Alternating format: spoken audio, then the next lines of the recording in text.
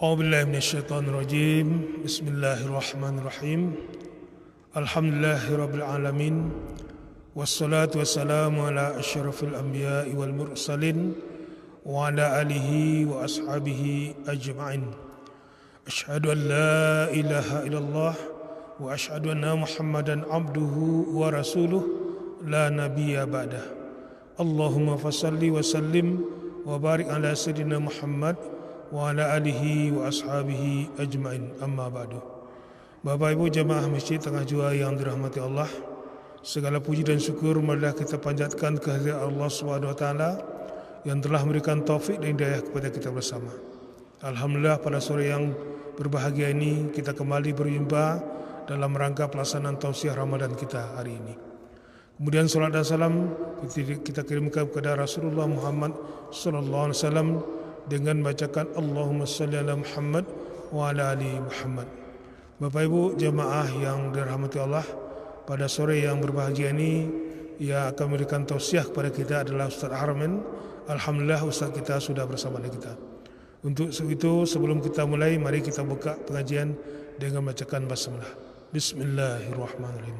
Untuk selanjutnya kita persilakan kepada Ustaz untuk memberikan tausiah. Kepada Ustaz kita persilakan.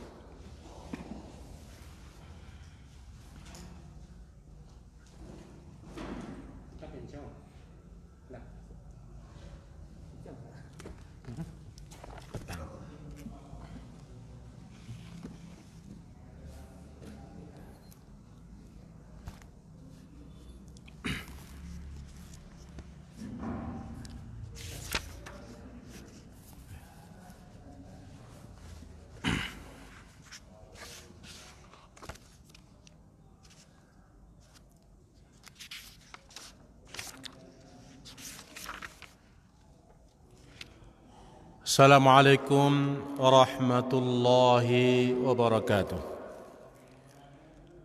Alhamdulillah wassalatu wassalamu ala Rasulillah. Asyhadu an la ilaha illallah wahdahu la syarikalah. Asyhadu anna Muhammadan abduhu wa rasuluhu la nabiyya ba'da. Amma ba'du, rabbi shrah li sadri wa yassir li amri wahlul 'uqdatam min lisani yafqahu qawli wa qur rabbi a'udzu bika min hamazatis syayatin wa a'udzu bika rabbi an yahdurun. Allahumma la sahla illa ma ja'altahu sahla wa anta taj'alul hazana idza syi'ta sahla.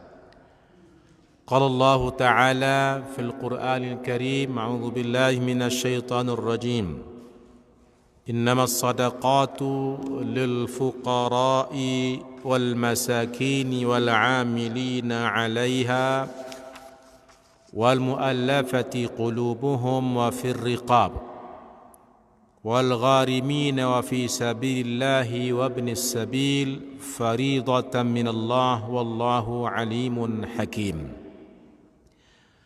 Kaum muslimin dan muslimat, baik jamaah yang berada di rumah, di jalan maupun di mana saja berada, syukur kita ucapkan kepada Allah Subhanahu wa taala. Kemudian salawat beriring dengan salam untuk Nabi kita Nabi Muhammad sallallahu alaihi wasallam.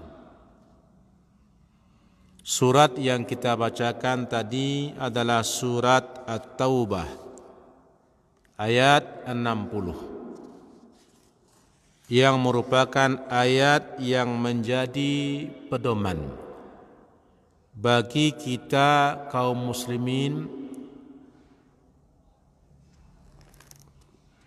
yang berkenaan dengan orang-orang yang berhak menerima zakat.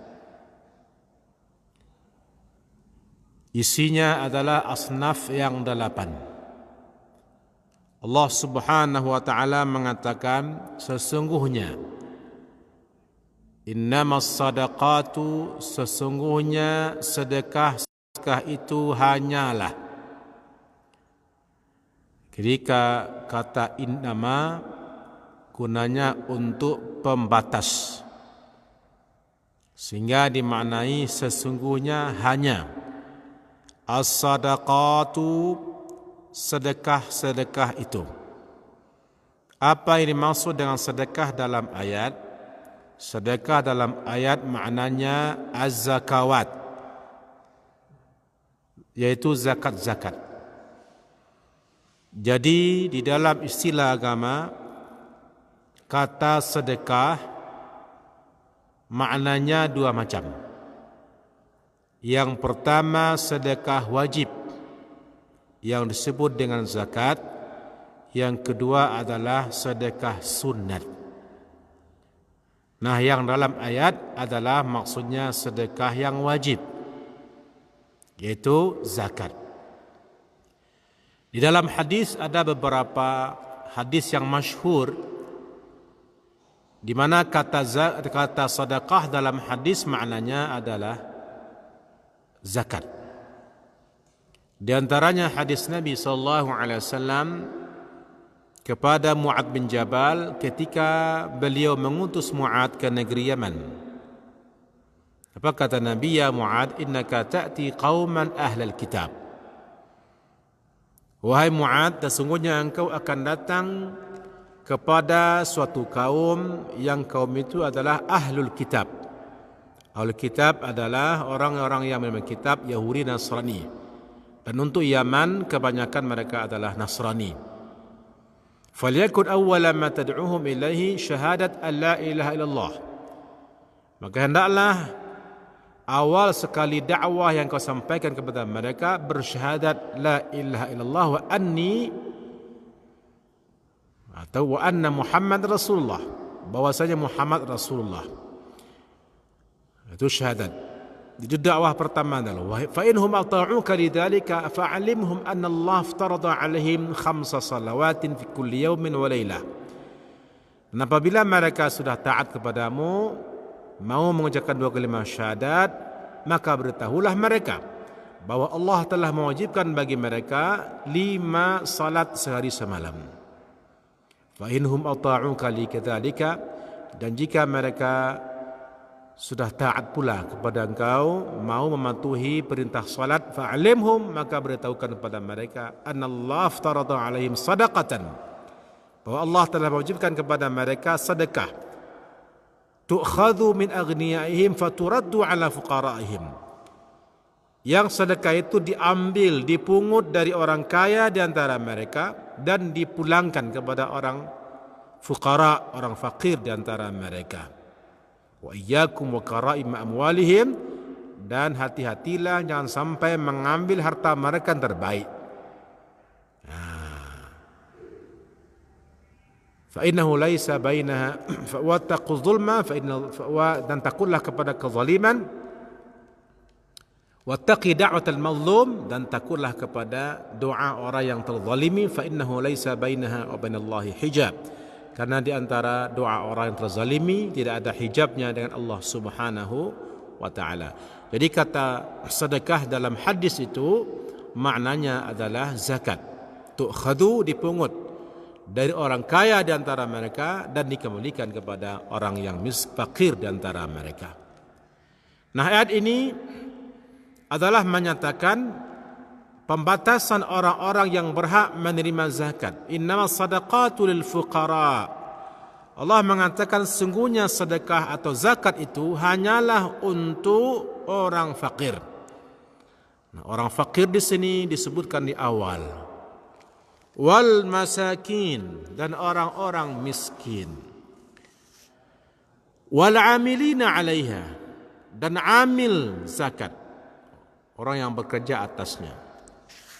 Wal mu'allafati qulubuhum, dan orang-orang yang dibujuk hati mereka. Wa fir riqab, budak yang akan dimerdekakan tuannya. Wal gharimin, orang-orang yang berhutang. Wa fi sabilillah, dan orang-orang yang berjihad fi sabilillah, orang yang berperang memerangi orang kafir. Wa ibnis sabil, dan orang yang mengadakan perjalanan tapi terputus bekalnya. Fariidatan minallah, merupakan kewajiban dari Allah Subhanahu wa taala.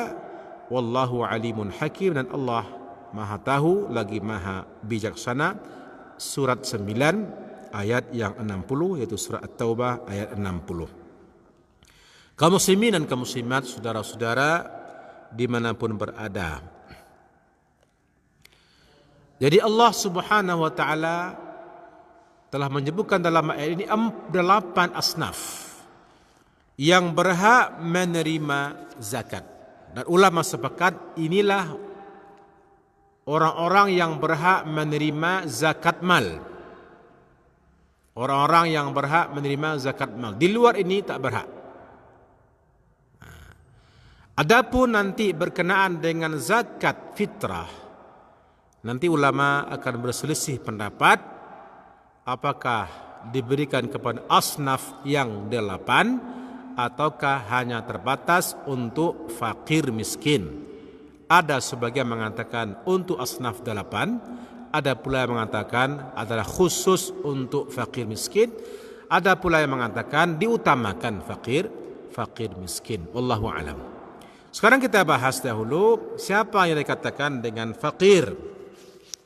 Kaum muslimin dan muslimat, siapa yang katakan fakir? Ini yang perlu kita pahami. Kita ambil saja pendapat yang kuat. Kita tidak masuk kepada perselisihan pendapat bahwa fakir adalah orang yang kondisinya lebih parah daripada orang miskin, yaitu orang yang tidak punya penghasilan, mungkin karena dia cacat, atau orang punya penghasilan tetapi penghasilannya separuh dari kebutuhan dia yang harus. Dia butuh 100.000 sehari tapi penghasilannya di bawah 50.000. Maka ini fakir. Barangkali orang ini ada. Dan pada masa pandemi ini tambah banyak lagi. Apalagi orang-orang yang jadi di kota-kota besar lah. Nah, mungkin di Bukit Tinggi ini ada, tapi mungkin tidak sebanyak kota-kota besar seperti Jakarta. Kita pernah menyaksikan di televisi orang-orang kita ini yang di PHK, yang mereka tidak bekerja lagi, terpaksalah mereka mencari sampah pemulung. Berapa penghasilannya? Katanya 6.000 sehari. Nah, coba bayangkan 6.000 sehari, tinggalnya pun di emperan toko, ya, tak tahu tempatnya, pergi buang air besar, buang kecil, bayar pula 2.000. Nah, berapa lagi untuk makan? Nah, ini namanya fakir. Kemudian orang yang miskin ini lebih beruntung daripada orang fakir, yaitu orang yang punya penghasilan tetapi penghasilannya tidak mencukupi dari kebutuhan dia yang seharusnya. Dia butuh 100, dia penghasilannya mungkin 50, penghasilannya 55, penghasilannya 60, pokoknya di bawah dari 100. Ini contoh.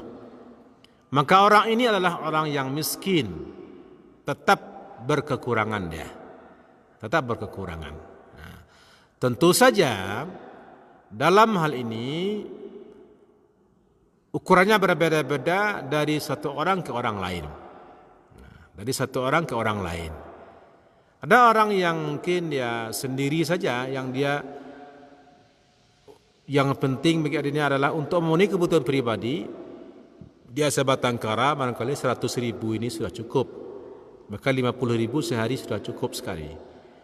Bagi orang yang dia punya tanggungan banyak, istri, anak, barangkali orang tua, mertua, ya, maka bagi dia tentu berbeda kebutuhannya.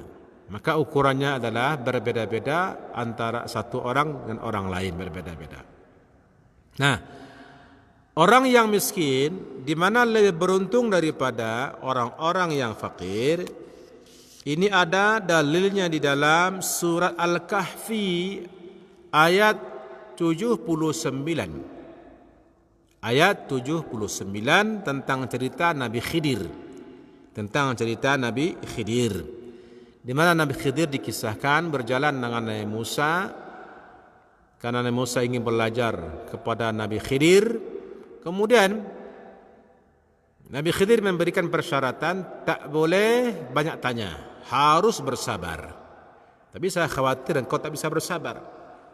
Tapi kata Nabi Musa, saya bisa bersabar. Maka mulailah perjalanan, mereka menyeberangi suatu sungai ataupun lautan dengan mengendarai sebuah perahu, atau dalam Al-Quran disebut as-safinah, perahu lah ya. Tetapi ketika sudah sampai ke ujung, Nabi Khidir melobangi perahu tersebut. Inilah yang membuat geram Nabi Musa alaihissalam. Tidak menerima hatinya begitu. Dan inilah yang dimaksud oleh Nabi Khidir, engkau tak akan bisa sabar. Maka setelah berjalan terus menerus sampai 3 perbuatan aneh yang dilakukan Nabi Musa, dan akhirnya mereka berpisah karena ternyata Nabi Musa tidak bisa bersabar karena memang Nabi Khidir aneh-aneh saja pekerjaannya. Nah, diantaranya ini yang pertama ini apa takwilnya? Apa alasannya? Kenapa Nabi Khidir melubangi perahu tersebut? Kata Nabi Khidir, amma safinatu, adapun perahu tersebut, fakanat limasakina ya'maluna fil bahri, adalah milik orang-orang miskin yang bekerja di laut. Nah, ini laut ini. Jadi ternyata perahu tersebut milik orang miskin. Nah, coba dibayangkan bahwa orang miskin punya perahu, orang miskin punya motor, orang miskin punya angkot. Maka boleh saja orang miskin punya perahu, punya angkot. Tapi penghasilannya tidak mencukupi untuk kebutuhannya. Tidak ada kewajiban bagi mereka untuk menjual kendaraan tersebut, karena kendaraan tersebut bagi mereka adalah modal. Maka dari ini pedoman bagi kita. Kadang-kadang ketika kita akan memberikan zakat, kita lihat dia punya motor, apa? Untuk ngojek. Dia punya mobil untuk angkot. Nah, sekarang penghasilannya bagaimana? Kadang-kadang dia mogok karena ini, ya, jalan cuma menghabiskan bensin saja. Nah, ini kalau memang mereka penghasilan mereka tidak lagi mencukupi, maka mereka dianggap miskin dan berhak menerima zakat. Kemudian yang ketiga amil. Amil ini pekerja. Orang yang bekerja untuk memungut zakat. Humu wa hum as-si'ayah, as-su'at. Orang-orang yang dia bekerja berjalan ya lijibayati sadaqah, untuk memungut zakat. Memungut zakat. Jadi dipungut. Di zaman Nabi itu ada beberapa orang sahabat kerjanya memungut zakat. Disuruh untuk memungut zakat perkebunan, disuruh untuk memungut zakat peternakan. Nah, mereka itu yang katakan amil, karena mereka menghabiskan waktunya untuk itu, bahkan menghitungnya juga, kemudian membagikannya. Maka mereka punya hak sebagai upah. Nah, jadi mereka diupah dari itu. Maka dalam hal ini boleh mereka orang kaya. Nah, bukan karena kayanya itu diberi zakat, tetapi karena bekerjanya itu. Nah, siapa mereka? Inilah bagi kita sekarang ini baz. Orang bekerja di baz, dan termasuk PKPU pun juga termasuk. Karena itu sudah resmi dari pemerintah. Nah, kerjanya itu saja itu. Orang PKPU termasuk yang diakui, termasuk seperti baz itu. Mereka berhak menerima zakat.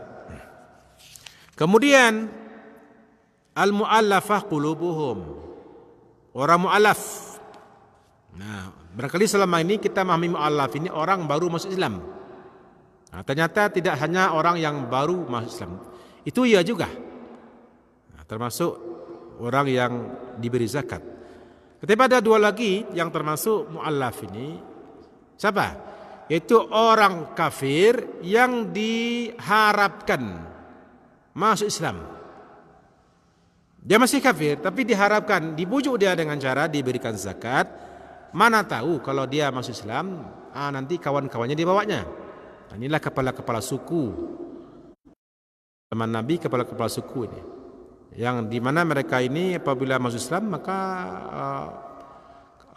yaitu orang warganya diajaknya masuk Islam. Dan ini kalau pada hari ini kita mendengar cerita di Irian juga begitu, di Papua. Di Papua Ustaz Fadlan yang berdakwah di Papua memang begitu strateginya. Kepala suku itu yang utama dulu dimasukkan ke Islam. Kalau mereka sudah masuk Islam, maka warganya dimasukkan ke Islam, masuk Islam. Maka ikut. Jenis yang ketiga adalah orang jahat. Orang jadi yang ditakuti kejahatannya. Ya, ini untuk meredamnya dibujuk dengan cara itu. Nah, ini mu'allaf ini di zaman Umar bin Khattab dihapuskan.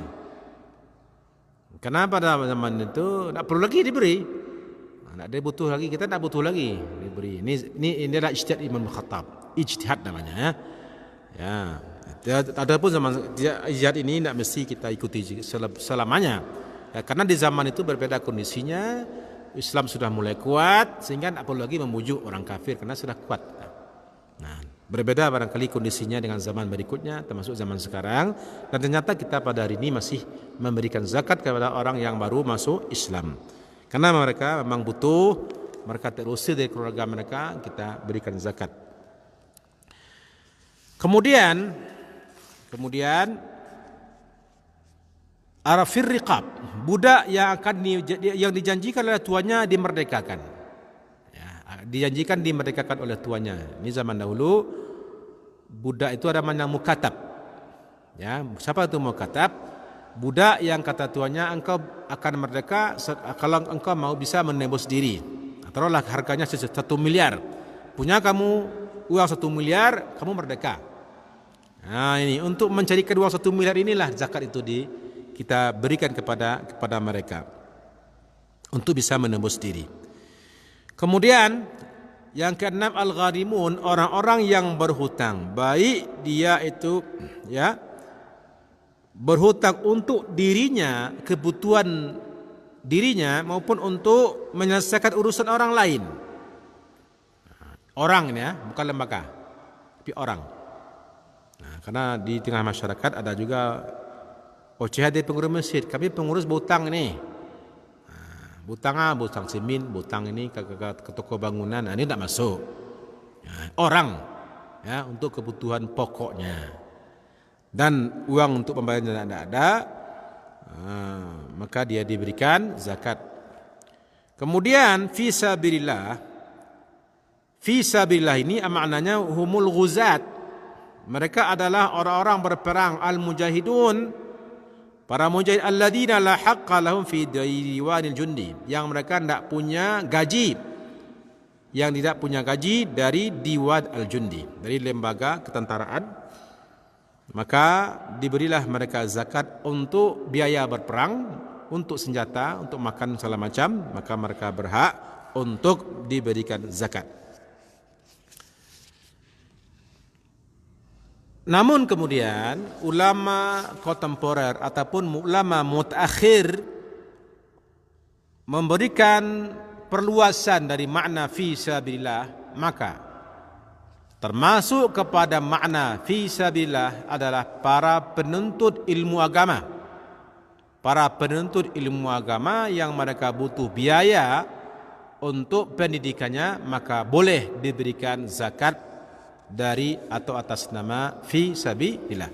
Maka kalau kita mendengar berita dari kawan-kawan kita yang kuliah di Timur Tengah, di Saudi, di Makkah misalnya, di Madinah, termasuk juga di Mesir, ini terutama di Ramadan ini mereka banyak mendapatkan zakat dari orang-orang yang muhsinin atas nama fi sabilillah. Ya, mereka berhak, karena orang-orang itu ilmu agama ini sama dengan orang-orang yang berperang fi sabilillah. Karena tidak sepatutnya setiap orang muslim pergi berperang. Ada sekelompok di antara mereka yang mereka tinggal tidak ikut berperang untuk menuntut ilmu, supaya ketika orang yang berperang pulang, ada orang yang bisa dimintai fatwa ataupun diminta ilmu.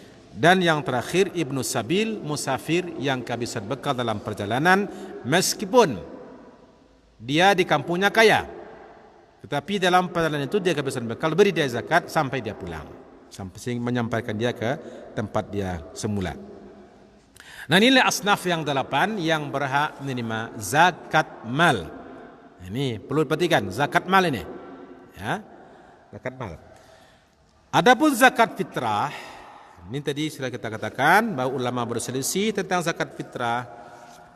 Ya, ada yang mengatakan boleh untuk asnaf 8, ada pula yang mengatakan untuk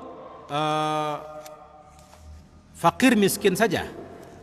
Ya, karena Nabi mengatakan bahwa zakat fitrah itu gunanya adalah tuhratan lis-shaim, untuk mensucikan orang yang berpuasa minal lagwi war rafas, dari perbuatan sia-sia dan perkataan kotor, wa tu'matan lil masakin, memberi makan orang-orang yang miskin. Ini pula yang dipegang oleh jumhur ulama, karena dia untuk makan maka diberikan dengan uang.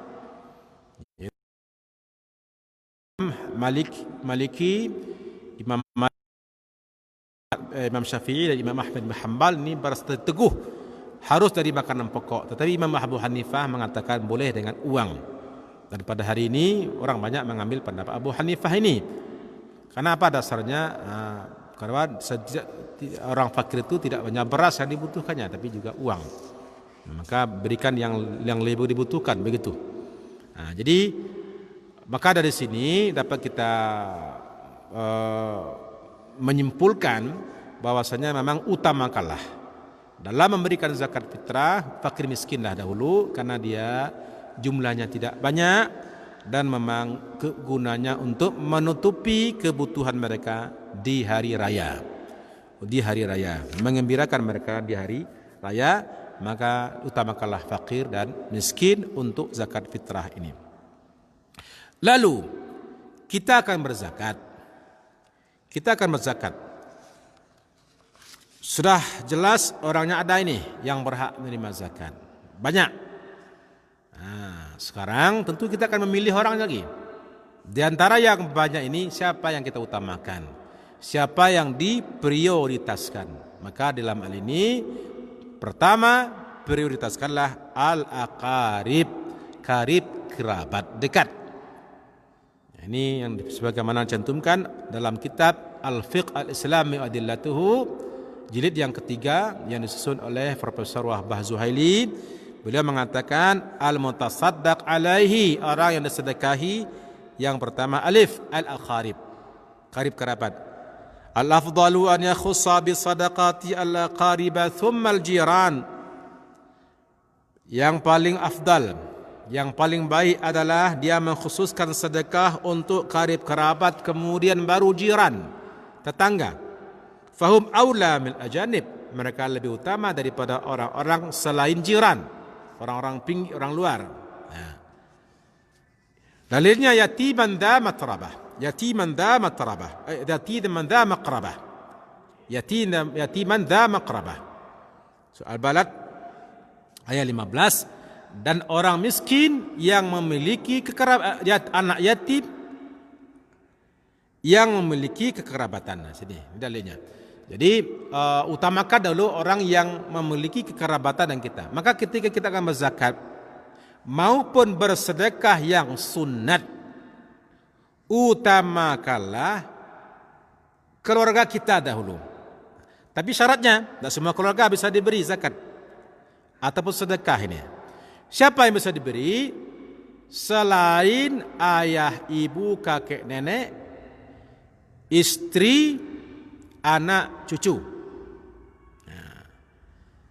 Selain itu, ayah, ibu, kakek, nenek tidak boleh diberi zakat. Mereka itu orang yang wajib kita nafkahi, jangan diberikan zakat. Istri tidak boleh, anak cucu tidak boleh. Tapi saudara, saudari, nenek, saudara, saudari, paman, mak tu, etek, itu boleh. Yang pinggir-pinggir ini boleh.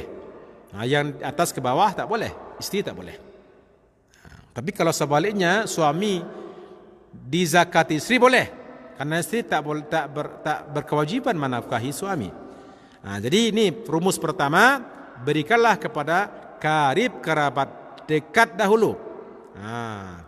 Ini di tengah masyarakat ini kadang-kadang rancu pelaksanaannya. Ada orang yang berzakat jauh untuk orang jauh dulu. Sementara keluarga dekatnya terlupakan. Akibatnya apa? Panjang tali keluarganya itu menceliak. Ya. Timbullah rasa iri, sakit hati, itu wajar saja. Karena kita tidak mengamalkan agama dengan benar. Coba berikan kepada karib kerabat dahulu. Lah habis karib kerabat baru jiran. Siapa jiran? Yang paling dekat dengan kita lah rumahnya. Ya. Ketika Siti Aisyah bertanya kepada Nabi sallallahu alaihi wasallam, "Inna li jaraini fa ila ayyihima uhdi." Aku punya 2 orang tetangga. Kepada siapa aku berikan lebih utama? Kata Nabi, ila qarihima ila minki baban, kepada orang yang, kepada tetangga yang pintunya lebih dekat ke pintu rumahmu. Coba bayangkan. Ini kita dalam pengamalannya rancu, karib kerabat tidak terkena, kemudian tetangga pun lupa. Orang jauh-jauh diingat, dikirim-kirimi, itu salah kaprah. Itu rumusnya. Yang prioritas itu dulu. Lalu alhamdulillah kita prioritaskanlah karib kerabat, tetapi zakat kita ini terbatas. Nampaknya keluarga kita ada ke 10. Ini cuma untuk 5. Siapa yang diprioritaskan? Yang prioritaskanlah dulu sahib al-hajati syadidah, orang yang hajat keperluannya lebih besar. Ini yang lebih butuh bahasa kitanya, orang yang paling butuh, yang paling parah. Barangkali untuk khusus zaman pandemi ini semua orang butuh nampaknya. Bahkan orang yang mampu pun merasa butuh. Bako butuh pak, karena kini jual beli lebih kurang. Padahal dia tidak kelaparan, tabungannya masih banyak, cuma berkurang, merasa butuh dia. Memang begitulah nasib kita ini. Jadi kita merasa kurang itu tidak hanya orang yang miskin merasa kurang, bahkan orang miskin banyak yang merasa lebih. Orang miskin banyak yang tidak merasa kurang. Kalau penghasilannya 50.000 sehari, ketika dapat 60, merasa lebih dia. Bahagianya bukan main. Biasanya 50 dapat 100, bahagianya bukan main. Tapi kalau orang yang sebiasa banyak dapat kurang, ini merasa miskin ya, padahal dia tidak miskin sebenarnya. Jadi siapa yang diberi terlebih dahulu, yaitu orang yang hajatnya lebih besar, yang paling parah. Ini bahasa kitanya. Jadi kaum muslimin dan muslimat yang berbahagia, inilah patokan kita dalam berzakat, patokan kita dalam bersedekah, patokan kita dalam memberi. Kemudian ada perlu kita singgung bahwasanya di dalam istilah agama kata sedekah ini kadangkala dimaknai juga dengan nafkah. Kata Nabi dalam hadis diriwayatkan Imam Ahmad, Ibnu Majah dan Tirmizi, as-sadaqatu ala al-miskin sadaqah. Sedekah kepada orang miskin itu adalah sedekah. Wa hiya ala dhi ar-rahimi isnatan sadaqah wasilah. Tetapi dia apabila diberikan kepada karib kerabat, maka 2 faedahnya, 1 sedekah dan 2 faedah silaturahim. Jadi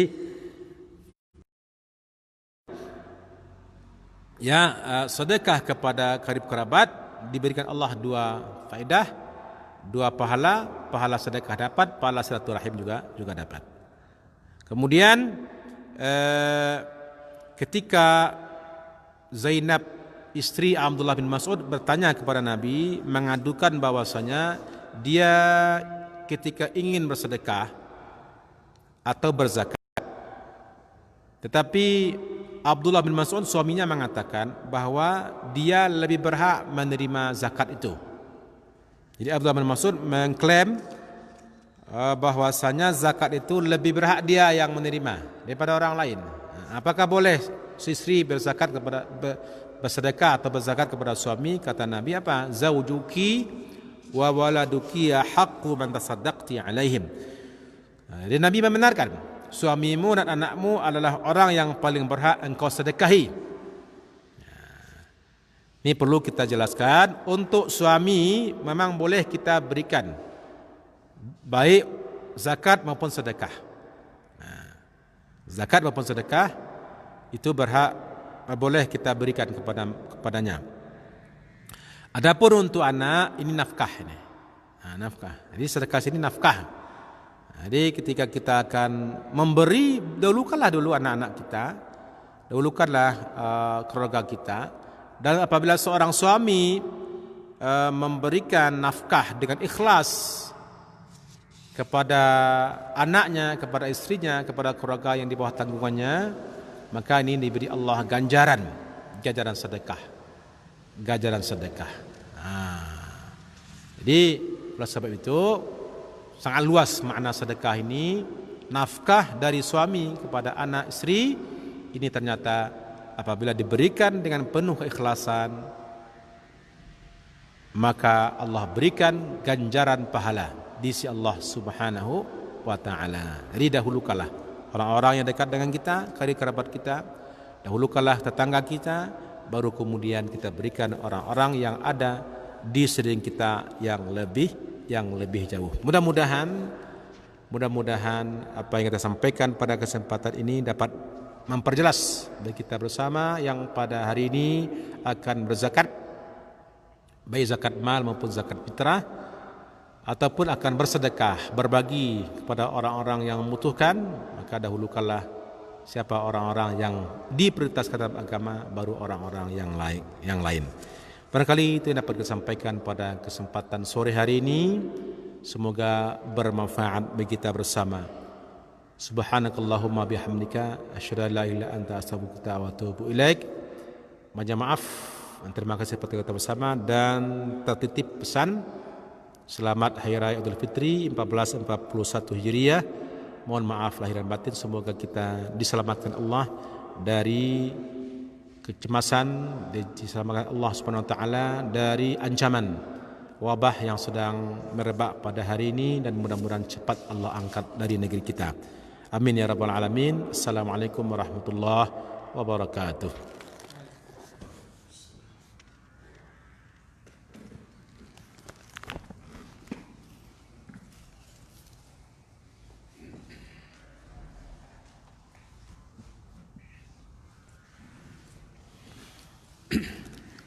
Terima kasih banyak kita sampaikan kepada Ustaz Arman yang telah memberikan tausiah pada sore ini. Mudah-mudahan apa yang beliau sampaikan dapat kita amalkan hendaknya dalam kehidupan kita sehari-hari. Terima kasih atas segala perhatian. Mohon maaf atas segala kekurangan. Kita akhiri wabillahi taufiq wal hidayah. Assalamualaikum warahmatullahi wabarakatuh.